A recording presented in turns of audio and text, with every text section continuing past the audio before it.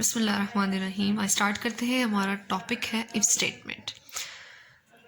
If statement हमारे पास जब हम सी कोड की बात करते हैं तो उसके अंदर जब हम देखते हैं एक statement, second statement, third statement, fourth statement और कंपाइलर उनको बारी बारी एग्जीक्यूट करना स्टार्ट कर देता है। ये हमारे पास बेसिक सी स्ट्रक्चर होता है। पर ये ज़रूरी नहीं है हमारे पास कि हम हमेशा तमाम सेट ऑफ कोड्स को एग्जीक्यूट करवाना चाहें। जैसे पहले आपने प्रोग्राम देखे थे, आपने एज, हाइट वगैरह प्रिंट करवाते हो, उसमें क्या होता है कि आपने हर चीज़ प्रिंट करवानी है, इट्स मस्ट। पर जहाँ बात आ जाए चॉइस की, मींस कि आपने किसी चीज़ की किसी कंडीशन को देखते हुए एग्जीक्यूशन करवानी है, उस केस में हम यूज़ करते हैं इफ़ स्टेटमेंट। इफ़ बेसिकली वैसे भी इसका मतलब क्या होता है, अगर। फ्लो चार्ट तरफ चलते हैं। फ्लो चार्ट से कहता है पहले स्टार्ट मीन्स हमारा प्रोग्राम स्टार्ट होगा, देन इफ़, आगे कंडीशन। बेसिकली हमारी तमाम चीज़ें डिपेंड कर रही हैं इस कंडीशन पर।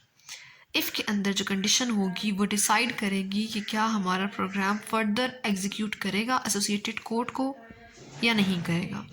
जैसे अगर यहाँ हम कहते हैं कि इफ़ और कंडीशन, और मैंने स्टार्ट में कोई नंबर लिया n, let's suppose n is equals to 1। हमने कहा एन इज इक्वल्स टू 5 कर लेते हैं, ठीक है।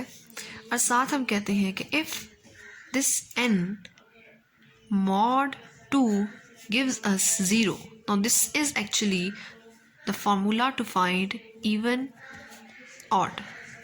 अगर किसी भी नंबर का मॉड 2 से ले और वो इक्वल टू 0 आए, यानी उसको डिवाइड करने के बाद उसका रिमाइंडर है वो इक्वल टू 0 आए, इट मीन्स कि वो गिवन नंबर हमारे पास इवन है, और अगर नहीं आता देन ऑड है।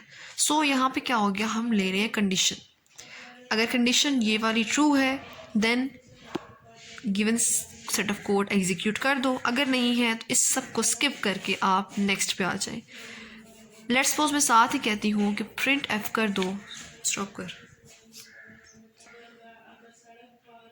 लेट्स सपोज स्टूडेंट्स, हमने कहा n5 है और साथ ही हमने इफ़ कंडीशन लगाई कि अगर इस नंबर का मॉड 2 से लें और वो इक्वल टू 0 हो तो आप प्रिंट एफ कर दें अबाउट दिस नंबर कि नंबर इज इवन, ठीक है। Now this is actually working of this flow chart. हमने स्टार्ट किया देन हमने चेक किया कंडीशन को।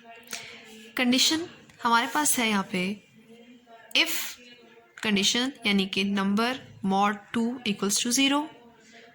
ये कंडीशन अगर हम इस केस में देखें तो ये फॉल्स है, यानी नंबर हमारे पास 5 है और जब हम लोग 5 का मॉड लेते हैं यानी 5 को 2 पे डिवाइड करेंगे तो हमारे पास मॉड 0 नहीं बल्कि 1 बचता है।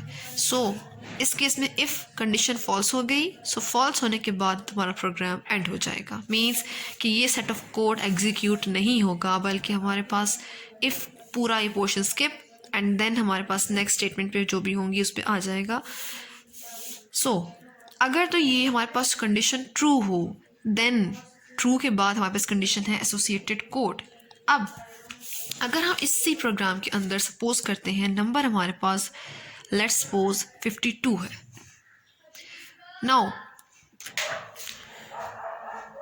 लेट्स सपोज हम लोग ले रहे हैं नंबर 52, यहाँ हमने 5 को 2 कर दिया, 52 बना दिया। इस केस में अगर हम लोग इस नंबर का मॉड 2 से लें, यानी अगर इसका मॉड हम 2 से लेके देखें तो हमारे पास रिमाइंडर 0 आ रहा है, it means condition is true.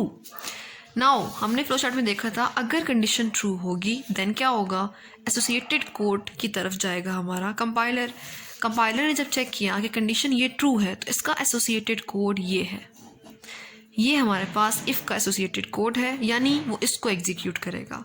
तो हमारे पास आउटपुट में लिखा हुआ आएगा कि number is even.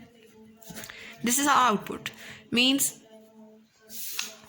First start then if condition, whatever your condition is. अगर कंडीशन ट्रू है आपकी तो जो भी कोड आप एग्जीक्यूट करवाना चाहते हैं इस कंडीशन के ट्रू होने के बाद वो एग्जीक्यूट होगा और फिर हमारा कंपाइलर प्रोग्राम एंड कर देगा या नेक्स्ट स्टेटमेंट पे चला जाएगा। सिमिलरली अगर हमारे पास बात हो रही है कंडीशन फॉल्स है, जैसे हमने यहाँ पे 5 रख के चेक किया, कंडीशन फॉल्स है, सो हमारा ये कोड एसोसिएटेड कोड जिसे हम कह रहे हैं ये एग्जीक्यूट नहीं होगा।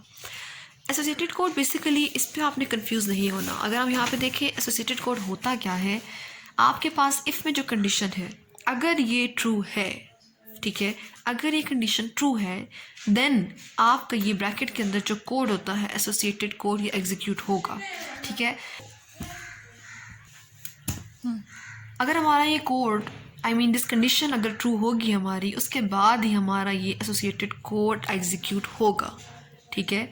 यानी बेसिकली एसोसिएटेड कोड होती हैं सिंपल सी स्टेटमेंट्स,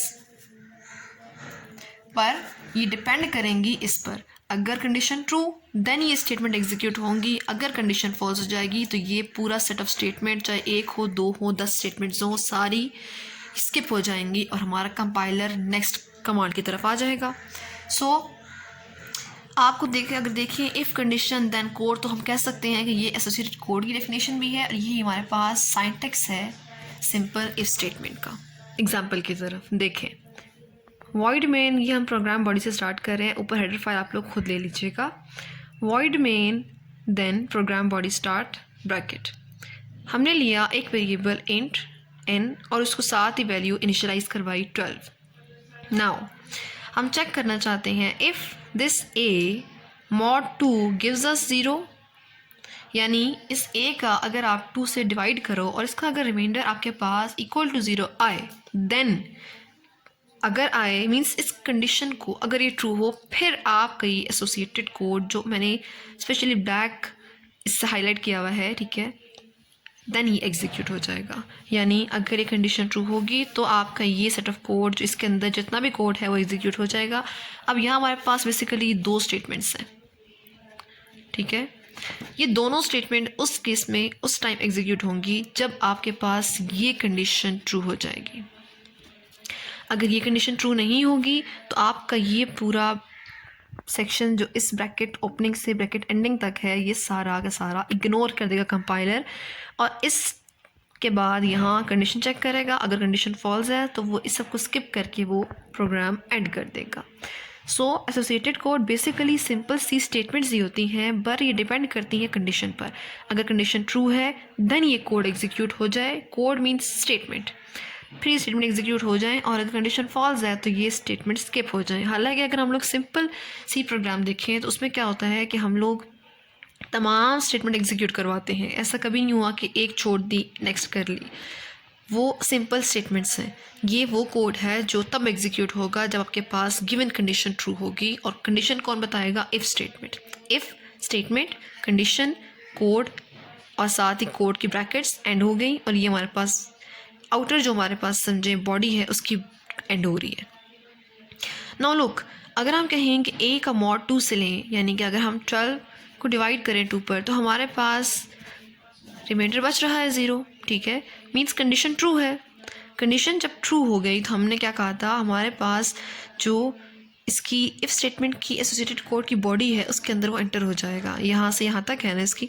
सो जब वो यहाँ एंटर हुआ, प्रिंट एफ कर दिया उसने, variable A is an even value, यानी आपके पास आउट के पुट के ऊपर अगर हम देखें तो लिखा हुआ वैल्यू, ठीक है।